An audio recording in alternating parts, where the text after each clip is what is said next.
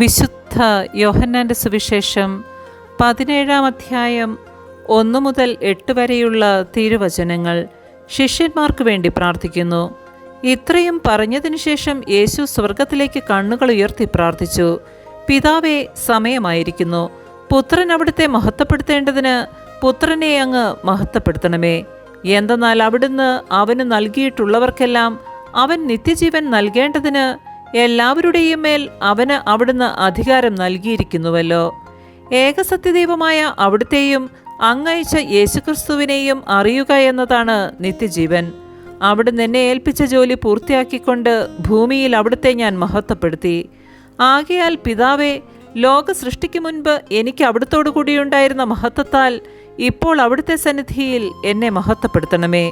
ലോകത്തിൽ നിന്ന് അവിടുന്ന് എനിക്ക് നൽകിയവർക്ക് അവിടുത്തെ നാമം ഞാൻ വെളിപ്പെടുത്തി.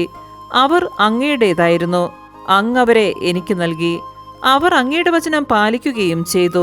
അവിടുന്ന് എനിക്ക് നൽകിയതെല്ലാം അങ്ങിൽ നിന്നാണെന്ന് അവർ ഇപ്പോൾ അറിയുന്നു. എന്തെന്നാൽ അങ്ങ് എനിക്ക് നൽകിയ വചനം ഞാൻ അവർക്ക് നൽകി. അവർ അത് സ്വീകരിക്കുകയും ഞാൻ അങ്ങയുടെ അടുക്കൽ നിന്ന് വന്നുവെന്ന് സത്യമായി അറിയുകയും അങ്ങ് എന്നെ അയച്ചുവെന്ന് വിശ്വസിക്കുകയും ചെയ്തു. നമ്മുടെ കർത്താവായ മിശിഹായ്ക്ക് സ്തുതി.